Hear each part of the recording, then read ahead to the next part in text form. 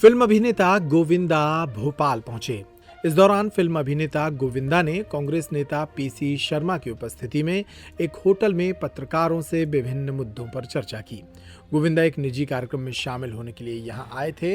इस मौके पर उन्होंने पत्रकारों के अनेक सवालों के जवाब दिए। सुनिए फिल्म अभिनेता गोविंदा से हुए इन सवाल जवाबों को। शर्मा जी का और चौहान साहब का कि मुझे इस कार्यक्रम में आप लोगों ने आमंत्रित किया और भोपाल में तो सदैव आप लोग के साथ साथ रहा। आपका तो है ही है, शुक्रिया अदा करते रहता हूँ सदैव। जो आर्टिस्ट हो, नेता हो या अभिनेता हो, आप लोग की कृपा के बिना कहा होता है, सब साथ तो चाहिए ही। और कल का जो एक माहौल था, उस माहौल से हम अच्छे से निकल पाए। जो आपका थॉट था और जो जगह पे था, सब्जेक्ट वही था कि वहां से कैसे अच्छे से हम काम करके निकले और वो हो पाया। तो ये भोपाल की कृपा है। आर्ट एंड कल्चर के लिए तो ये वर्ल्ड में बेस्ट है, चाहे वो क्लासिकल गाना हो या फिल्मी गाना हो या सर्वसाधारण रूप से जो देखा जाता है खाना हो। आर्ट एंड कल्चर में भोपाल और मध्य प्रदेश की भूमि जो है वो हृदय स्थान वाली है, तो वो तो भाई है, प्रेम सदैव रहेगा। देखिए, बहुत सी चीजें जिस वक्त जो है तय हुई थी, आप लोग जाकर देखेंगे, अगर पैनल पे नाम मध्य प्रदेश में बोर्ड पे लिखा हुआ है कि यहाँ का एम्बेसडर गोविंदा है, पर उसका मुझे कभी पत्र नहीं आया, तो मैं उस पर चर्चा भी नहीं किया। अभी आपने पूछा तो मैंने किया, वो समय भी निकल गया अब तो, हाँ, इसलिए चर्चा कर रहा हूँ। तो इसीलिए मैं कह रहा हूँ क्योंकि ये जो राजतंत्र के जो सब्जेक्ट है उसके विषय से जुड़े जो लोग काम कर रहे हैं, मैं बेवजह उसमें शोषा नहीं करता और मांगता नहीं, क्योंकि मांगे तो फिर मैं गोविंदा कहां से रह गया, मैं गोविंदा नहीं हुआ फिर। और मतलब मैं गोविंदा हूँ, इस हिसाब से गोविंदा हूँ ऐसे नहीं कह रहा हूँ मैं नहीं कह रहा, कम से कम नाम आपकी तो इज्जत रखना चाहिए आदमी को अपने। ऊपर वाले ने अच्छी इज्जत दी है और जो मिला है वो किसी से कम का नहीं है। तो से महेश्वर है, उज्जैन कई जगह पर, लेकिन अभी तक फिल्म सिटी यहाँ पर नहीं बन पाई, उसकी नींव नहीं रखा पाई है। लंबे समय से चल रहा है, कई आर्टिस्ट ने आके रिक्वेस्ट की। आपको लगता है मध्य प्रदेश में फिल्म सिटी एस्टैब्लिश होनी चाहिए? फिल्म जो है वो दक्षिण का भाग के सब्जेक्ट है, जैसे वायु उत्तर का है वैसे फिल्म जो है वो दक्षिण का है। जैसे मध्य प्रदेश की भूमि है वो हृदयकारी का है, वो धर्म की है, वो शक्ति प्रदान की है और हृदय की है। आप देखिए मध्य प्रदेश में से जो आर्टिस्ट निकलते हैं वो क्या टॉप पे आते हैं, चाहे आदरणीय अमिताभ जी हो, चाहे आदरणीय किशोर कुमार जी हो, चाहे आदरणीय आपके दामाद हो गए अमिताभ बच्चन जी हो, चाहे आपके सुपुत्र है आदरणीय सलमान खान है। आप जो आर्टिस्ट का नाम लेंगे आपको लगेगा कि भैया मध्य प्रदेश का दिया हुआ डायमंड है, वो निकला है, हीरो है, निकला है यहाँ का। और मध्य प्रदेश की भूमि बहुत, जैसे तानसेन जी जैसा कहाँ आज तक क्लासिकल गाना कहाँ लोग गा पाए, ये भूमि का है असर है। तो ये मंगल प्रधान भूमि है और यहाँ से एक ऐसे लोग आर्टिस्ट निकले जो टॉप पे पहुंचे हैं। राजा के साथ लग के जो मंगल प्रधान योग्य व्यक्ति होगा वो ऊंचाई प्राप्त करने वाला ही है, ये तय होता है, ऐसा मेरा सोचना है। 2024 में प्राइम मिनिस्टर केस कौन हो सकता है? इस विषय पर चर्चा नहीं करूंगा, इसके अलग पैसे लूंगा।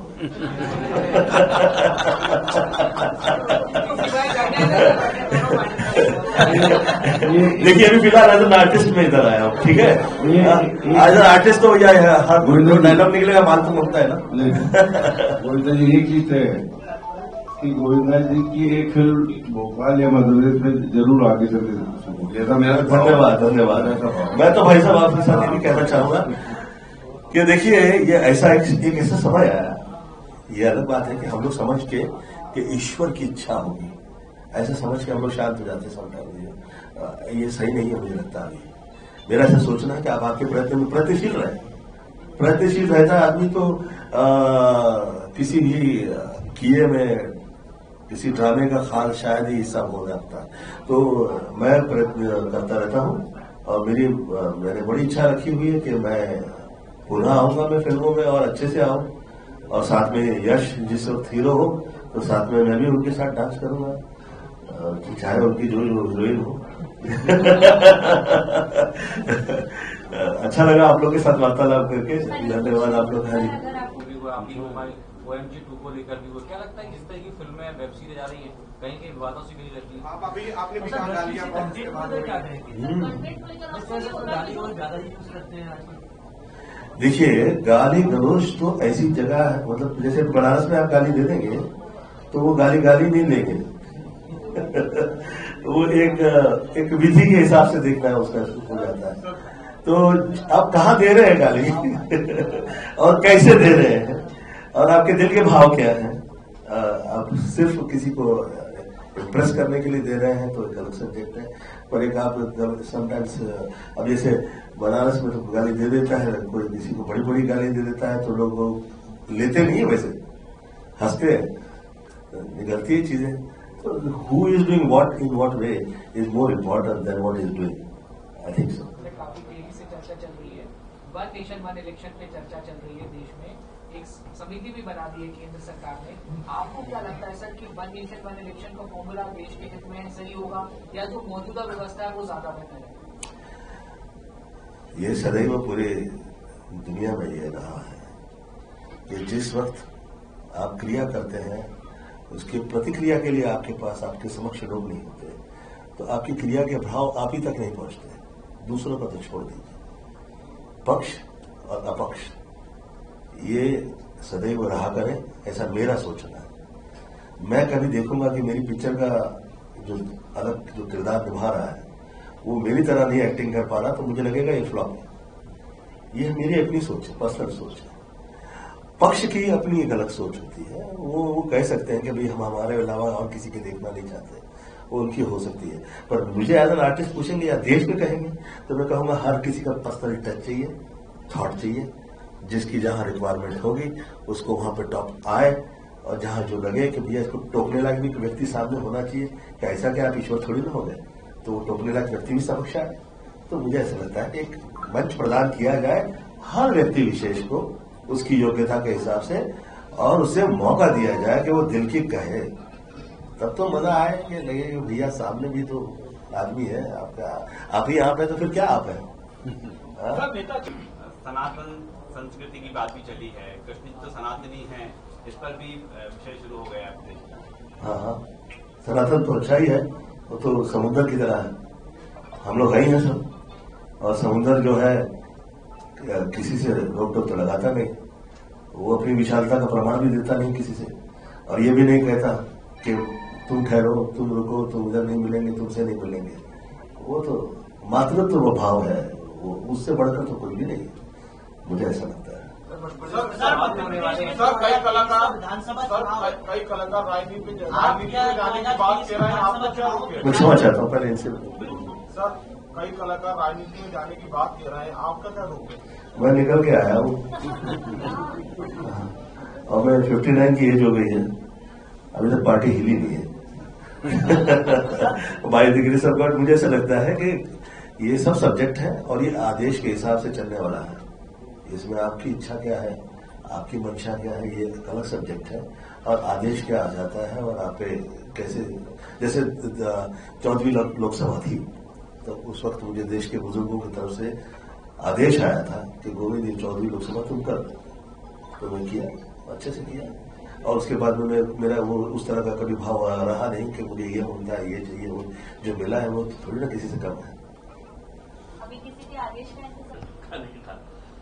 पर्टिकुलर गाने को क्यों चुना था? गाना दर्शन करा दे अभी होगा ना कोई। अरे हाँ, वो गाना चल रहा था कि तेरी मेरी कट्टी हो जाएगी, तो मैं वो गाने पे मैं सीट छोड़ दिया, मैं सीट छोड़ के उठ गया।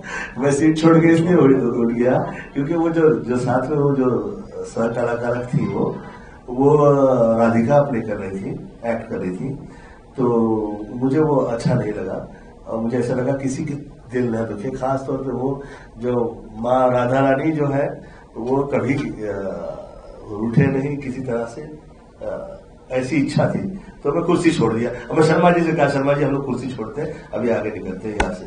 चलिए धन्यवाद आपका। और एक चीज कहना चाहूंगा कि मैंने भी ये नहीं समझा था, लेकिन कल से जो साथ में है, गोविंदा जी एक आध्यात्मिक व्यक्ति हैं और इंटेलेक्चुअल है।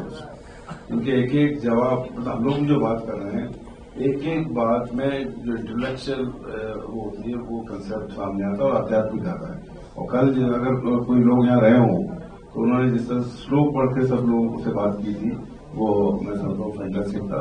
उनका मतलब ये जो कह रहे थे उनका पार्ट लाइफ का या उनका जो कंसेप्ट है, ये देख के और अच्छा लगा।